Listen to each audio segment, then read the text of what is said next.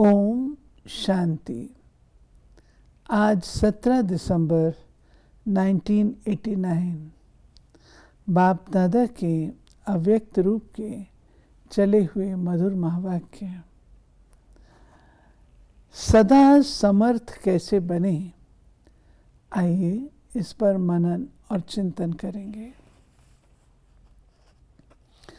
आज समर्थ बाप अपने चारों ओर के मास्टर समर्थ बच्चों को देख रहे हैं। एक है सदा समर्थ, दूसरे कभी समर्थ, कभी व्यर्थ की तरफ न चाहते भी आकर्षित हो जाते हैं। बाबा समर्थ किसे कहते हैं? समर्थ माने पावरफुल और सदा शक्तिशाली, विजय प्राप्त करने वाले, जिसमें कोई व्यर्थ ना हो। क्योंकि जहाँ समर्थ स्थिति है वहाँ व्यर्थ हो नहीं सकता, संकल्प व्यर्थ नहीं उत्पन्न हो सकता।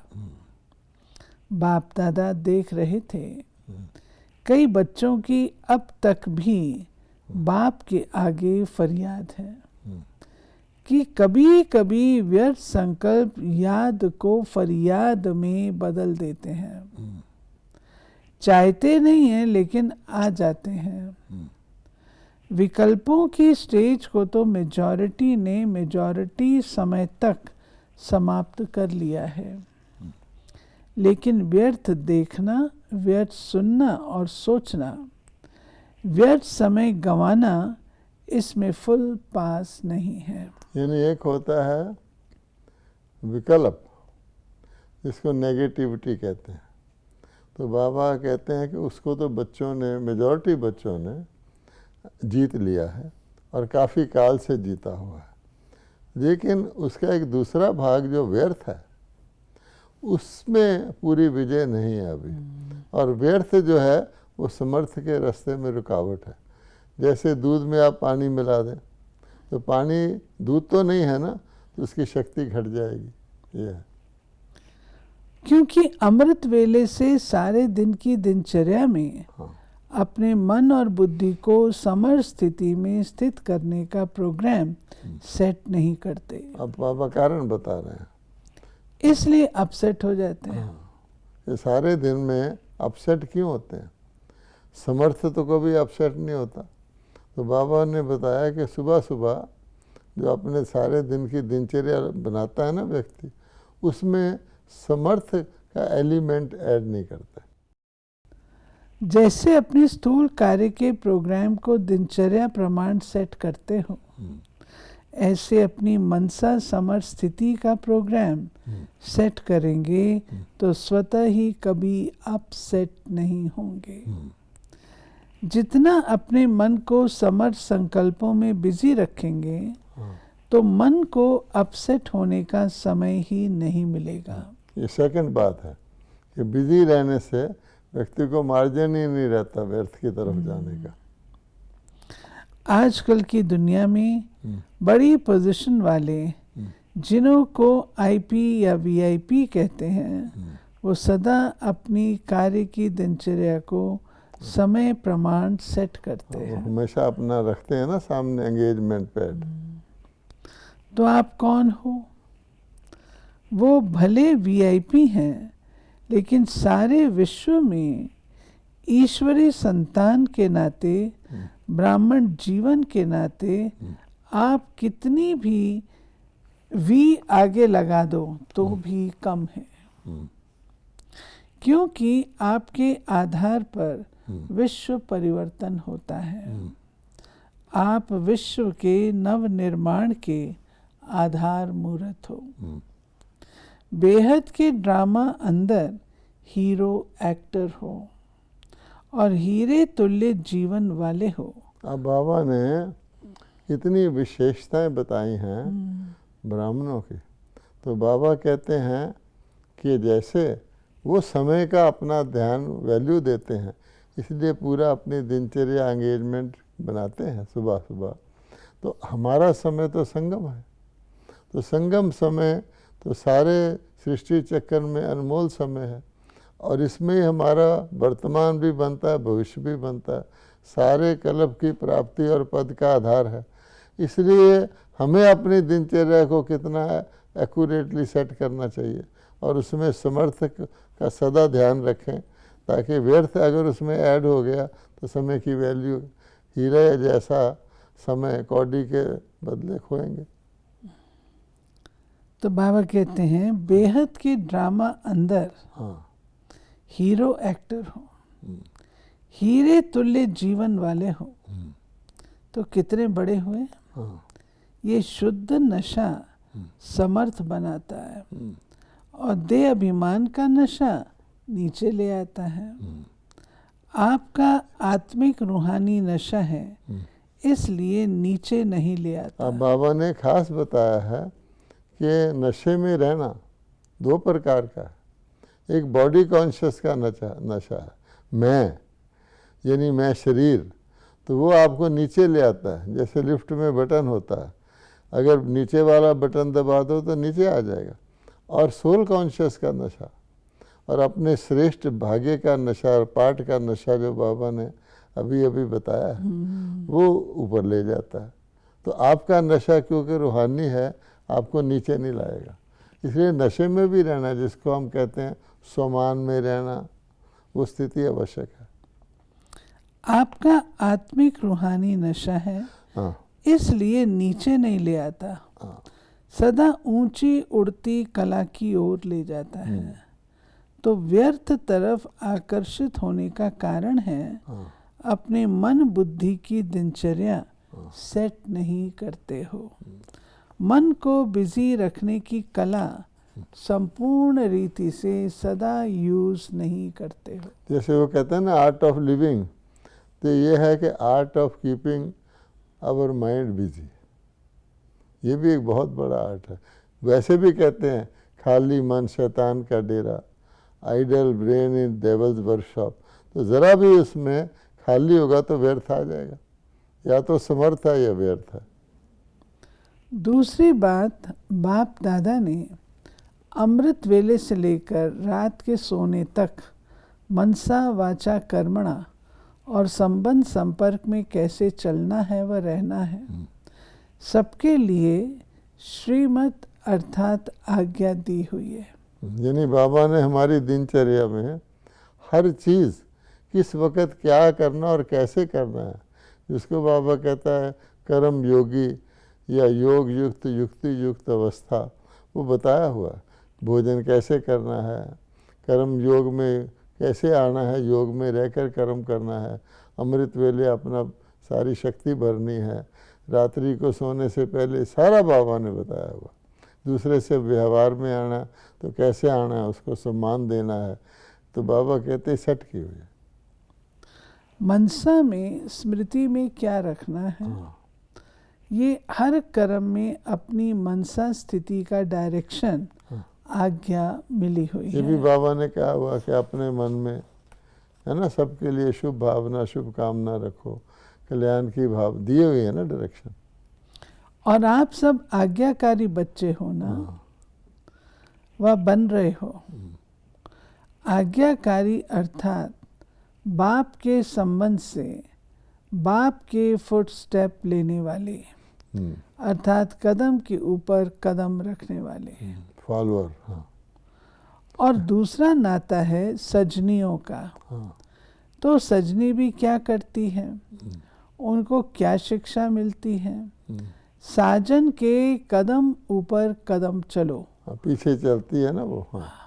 तो आज्ञाकारी अर्थात बाप दादा के आज्ञा रूपी कदम पर कदम रखना, ये सहज है व मुश्किल है। Follow the footsteps of father, जिसको फॉलो फादर कहते हैं। या आपको अपना दिमाग लगाना हो, रास्ता ढूंढना हो, मेहनत करनी हो तो मुश्किल है। फॉलो करने में क्या है, क्या ये इंजन के पीछे डिब्बे लगे रहते हैं, जहाँ इंजन ले जाता है वो चले जाते हैं। कहाँ कदम रखें, ठीक है व नहीं, ये सोचने की भी जरूरत नहीं। हाँ। है सहज। हाँ। लेकिन सारे दिन में चलते चलते कोई ना कोई आज्ञाओं का उल्लंघन हो जाता है। हाँ, ये बाबा ने कारण बताया। बातें छोटी छोटी होती हैं, लेकिन अवज्ञा होने से थोड़ा थोड़ा बोझ इकट्ठा हो जाता है। आज्ञाकारी को सर्व संबंधों से परमात्म दुआएं मिलती हैं। अब बाबा का जो फुल आज्ञाकारी है, सब संबंधों से आज्ञाकारी है, उसको परमात्मा की दुआएं मिलती हैं। बाबा कहते ये नियम है। हाँ।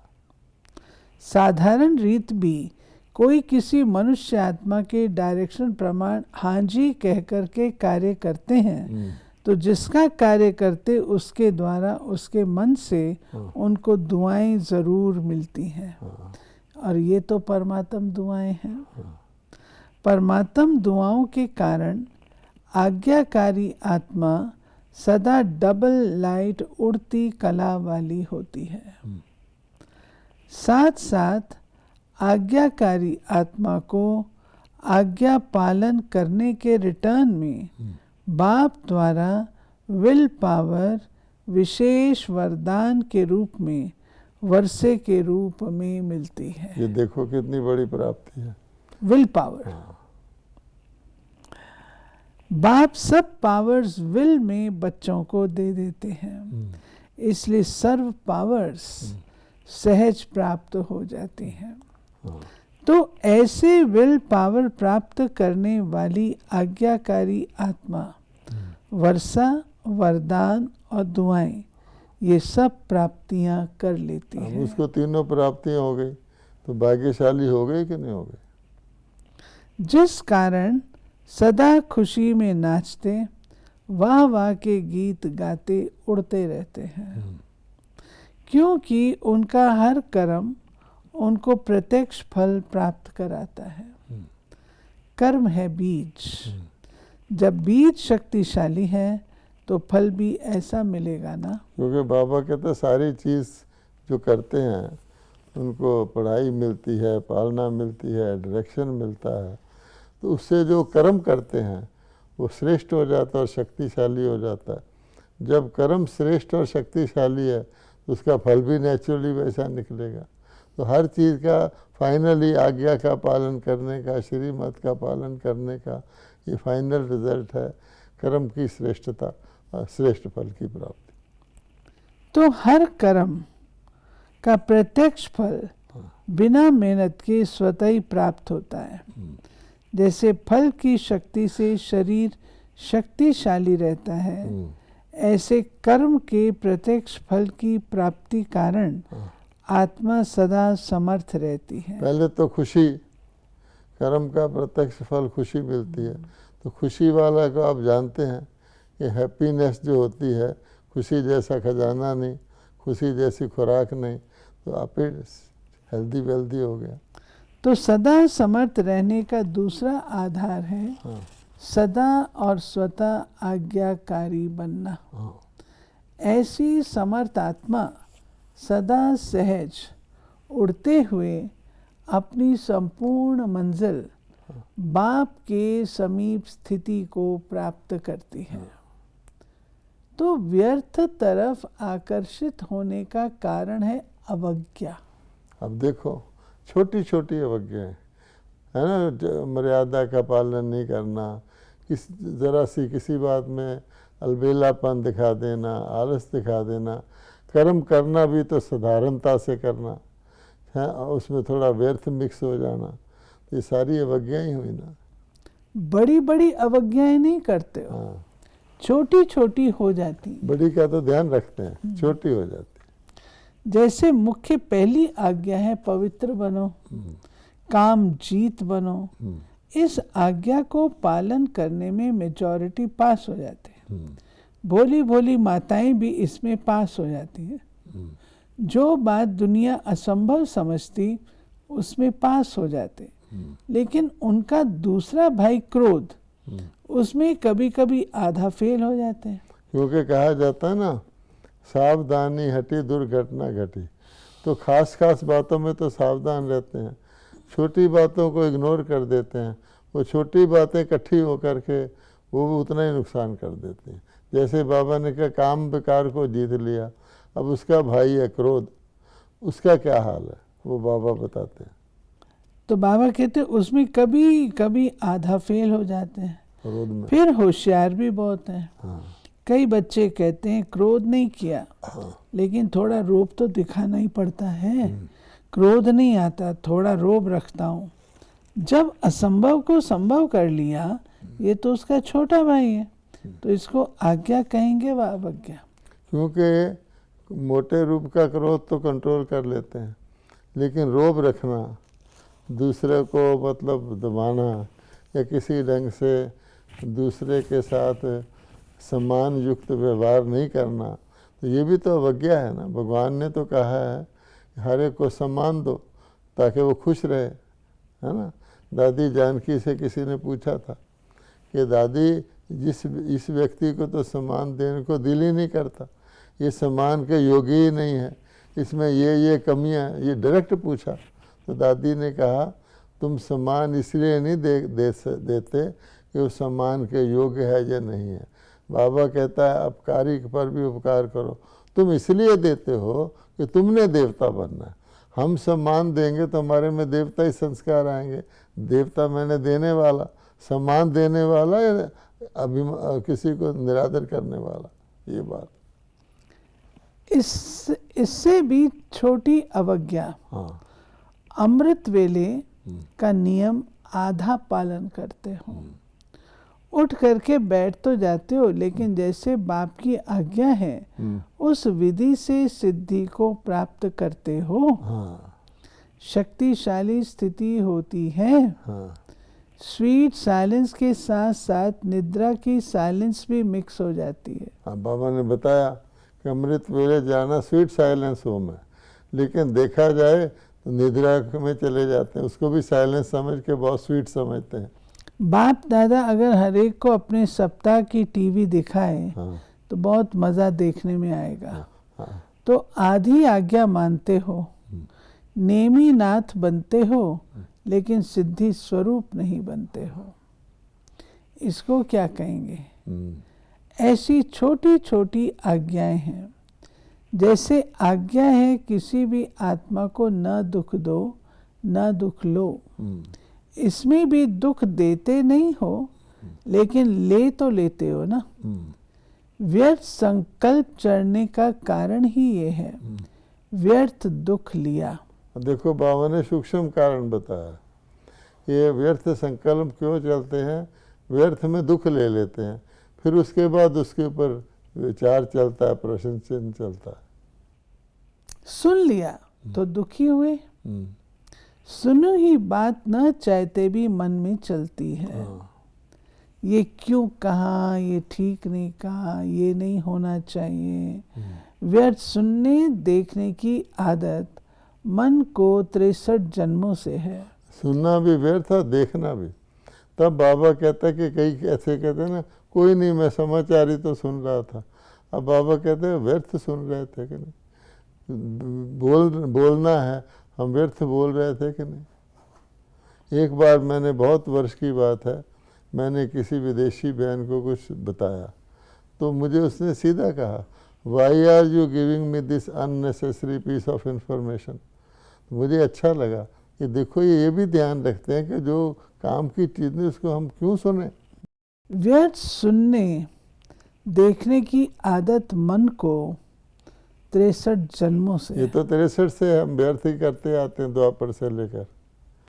इसलिए अभी भी उस तरफ आकर्षित हो जाते हो। अब देखो जितने किस्से कहानियाँ कथाएं हैं, नाम ही हमने रखा है रामायण की कथा। अब कथा में तो बहुत कुछ इधर उधर से मिलाया जाता है, और जो सुनाने वाले हैं उसमें और भी ऐड कर देते हैं। तो इसलिए बाबा कहता है वो तो द्वापर से करते आते हैं। छोटी छोटी अवज्ञाएं मन को भारी बना देती हैं। हाँ। और भारी होने के कारण ऊंची स्थिति की तरफ उड़ नहीं सकते। ये बहुत गुह्य गति है। जैसे पिछले जन्मों के पाप कर्म बोझ के कारण आत्मा को उड़ने नहीं देते, ऐसे इस जन्म की छोटी छोटी अवज्ञाओं का बोझ। जैसे स्थिति चाहते हो वो अनुभव करने नहीं अब देती। बाबा ने तो 2-4 मोटे मोटे एग्जाम्पल दिए हैं। आप देखिए कि चल रहे हैं जी, एक दूसरे के हाथ में हाथ पकड़ कर या कंधे पे हाथ मार कर चल रहे हैं, बोल रहे हैं तो लूज टॉक कर रहे हैं। अगर उनका फ़ोटो लिया जाए या वीडियो लिया जाए या कोई बाहर के विजिटर आए हुए हैं वो देखें तो क्या लगेगा उनको, है ना। विजिटर आएगा तो ध्यान रखेंगे, लेकिन लापरवाही बीच में तो आ गई तो व्यर्थ तो मिक्स हो गया ना, सदा समर्थ तो नहीं रहा। फिर इन चीज़ों का प्रभाव पड़ता है। फिर उन ऐसे व्यक्ति को कोई थोड़ा सा इशारा करे तो उसको अच्छा नहीं लगता, मुझे शिक्षा दे रहे हैं, क्योंकि अपनी जो कमज़ोरी है अंदर से खाती है, उसका पश्चाताप भी हो रहा है, लेकिन हट करके जैसे बच्चा जिद करता है, स्वीकार भी नहीं कर रहे, अंदर से समझ रहे हैं लेकिन स्वीकार करने को समझते मैं अपनी हार मान लूँ। ऐसे बाबा कहता है फिर साधारणता आ जाती है। ब्राह्मणों की चाल बहुत अच्छी है। हाँ बाप दादा पूछते हैं कैसे हो, हाँ, तो सभी कहेंगे बहुत अच्छे हैं, ये बाबा ठीक ने है। बहुत अच्छा, ये कॉमन है। पूछोगे ना आपका कैसे चल रहे हो, है बहुत ना, अच्छा। हाल चाल, तो बाबा कहते कहेंगे बहुत अच्छा है, आगे सुनो। फिर जब पूछते हैं कि जैसी स्थिति होनी चाहिए वैसी है, हाँ तो चुप हो हाँ, जाते आप हैं। बताओ कि पहले तो कहते बहुत अच्छा है जी, है ना, लेकिन जैसे दुनिया के आज के गृहस्थी लोग हैं, आप जाएंगे आपको हंसते खेलते नजर आएंगे, आपको लगेगा ये तो बहुत खुश हैं। ज़रा से उनको टटोलो तो बेचारे अपना दुख की राम कहानी सुनानी शुरू कर देंगे। ऐसे ही ब्राह्मण है, पूछो जैसी चाहते हो वैसी है तो चुप। इस कारण ये अवज्ञाओं का बोझ सदा समर्थ बनने नहीं देता। आज यही स्लोगन याद रखना, ना व्यर्थ सोचो, ना व्यर्थ देखो, ना व्यर्थ सुनो, ना व्यर्थ बोलो, ना व्यर्थ कर्म में समय गंवाओ। देखो सारा कुछ बाबा ने कह दिया। वैसे हम मोटे रूप से नहीं कहते see no evil, hear no evil, talk no evil, think no evil, तो बाबा ने कहा वो प्रैक्टिकल में करो। आप बुराई से तो पार हो गए, अब ऐसे आज्ञाकारी चरित्र को चित्र बनाओ। व्यर्थ से इसको पार। कहते सदा समर्थ आत्मा। सभी टीचर्स आर्टिस्ट हो, चित्र बनाना आता है, अपना श्रेष्ठ चरित्र का चित्र बनाना आता है ना। जैसे कहते हैं ना चरित्र सबसे ऊंची चीज़ है। अब चरित्र का चित्र कहाँ दिखता है, तो कहा जाता है face is the index of mind. अपने मन की जो मनोस्थिति होती है वो चेहरे पे आ जाती है। अब किसी व्यक्ति का आप देखेंगे दिल शिकस्त चेहरा, मुरझाया हुआ चेहरा, भारी चेहरा है जी, ईर्ष्या का चेहरा, कई प्रकार की स्वार्थ का चेहरा, कितने चेहरे दिखते हैं, रोब वाला चेहरा, जितनी जो बाबा ने अवज्ञाएँ बताई हैं हर एक का अलग अलग चेहरा है, तो चित्र अच्छा नहीं बनेगा। फ़ोटो खींचोगे उसका तो क्या लगेगा। तो बाबा कहते हैं अपने चरित्र का चित्र आप ही बनाओ और जैसा पसंद करते हो वैसा बनाओ। तो बड़े से बड़े चित्रकार वही हैं जो हर कदम में चरित्र का चित्र बनाते रहते हैं। इसी चरित्र का चित्र बनाने कारण ही आपके जड़ चित्र आधा कल्प चलते हैं। हाँ देखो, टीचर्स हैं बड़े से बड़े चित्रकार, अपना भी चित्र बनाते, अन्य आत्माओं को भी चित्रकार बना देते हैं। अब चित्रगुप्त कहते हैं कि नहीं, अकाउंट लिखता रहता है। उसका भाव क्या है कि आप हमारे चित्र लगातार खींच रहे हैं, जो कुछ हम कर रहे हैं हमारे संस्कार रूप में भर रहा है। औरों के भी श्रेष्ठ चरित्र बनाने के निमित्त टीचर्स हो। फुल बिजी रहो, एक सेकंड भी मन बुद्धि को फुर्सत में रखा तो वह संकल्प अपनी तरफ आकर्षित ये कर देखिए लेंगे। टीचर्स को कितनी रिस्पॉन्सिबिलिटी दी है, क्योंकि टीचर्स के ऊपर जैसे वो करते हैं वो दूसरे पर जाता है, जैसे सोचते हैं उसका वाइब। तो बाबा ने कहा 1 सेकंड नोट करने की बात है। जनरली तो बाबा ने ये कहा कि अपने मन को व्यस्त रखोगे तो अव्यर्थ नहीं आएगा, लेकिन टीचर्स को क्या कह रहा है, अव्यर्थ बोलना, व्यर्थ सोचना, व्यर्थ वर्णन करना है जी। और उसके बाद बाबा कहता है व्यर्थ कर्म कुछ करना, कितना खतरनाक। सुनाए न, सेवा का प्रत्यक्ष फल सदा प्राप्त हो, यही निशानी है सदा आज्ञाकारी आत्मा की। हाँ अब देखो कई कहते हैं कभी प्राप्त होता है, कभी नहीं होता। इसका कारण कोई ना कोई अवज्ञा होती है। हाँ। टीचर्स अर्थात अमृत वेले से लेकर रात तक आज्ञा के कदम पर कदम रखने वाली, अलबेला नहीं बनना, जिम्मेवारी के ताजधारी हो। कभी ताज भारी लगता तो उतार देते, आप उतारने वाले तो नहीं हो ना। सदा आज्ञाकारी माना, सदा जिम्मेवारी के ताजधारी। ताज नहीं, ताज उतारोगे तो व्यर्थ का टोकरा आ जाएगा फटाफट। टीचर्स तो सब हैं, लेकिन इसको कहते योग्य टीचर, योगी टीचर। अच्छा, चारों ओर के सदा समर्थ आत्माओं को, सदा हर कदम में आज्ञाकारी रहने वाले आज्ञाकारी बच्चों को, सदा व्यर्थ को समर्थ में परिवर्तन करने वाले विश्व परिवर्तक आत्माओं को, सदा अपने चरित्र के चित्रकार बच्चों को समर्थ बाप दादा का याद, प्यार और नमस्ते। जैसे शरीर में हर एक व्यक्ति चाहता है कि मेरा चेहरा अच्छा लगे, बीच बीच में शीशा देखता है, कुछ मेकअप करता है, ठीक ठाक रखता है कि मेरा चित्र अच्छा लगे। लेकिन ये जो आत्मिक चित्र है, बाबा कहते हैं वो चरित्र से बनता है, गुणों से बनता है, शक्तियों से बनता है, व्यर्थ की समाप्ति से बनता है। ये थी मीठे बाबा की आज की मुरली। मुरली में बाबा ने हम बच्चों को समर्थ बनने के लिए कहा, और अगर समर्थ नहीं है तो उसका कारण है छोटी छोटी अवज्ञाएं। ये अवज्ञाएं हमको चेक करनी होंगी। सारे दिन में क्या अब भी छोटी छोटी अवज्ञाएं होती हैं? अगर व्यर्थ है तो उसकी निशानी है अवज्ञा है। अगर सेवा में सफलता नहीं, उसकी निशानी है सदा आज्ञाकारी नहीं। आज बाबा ने दर्पण दिया हम बच्चों को, और इस दर्पण में हम अपनी चेकिंग करते हुए अपनी उन्नति करेंगे। ओम शांति।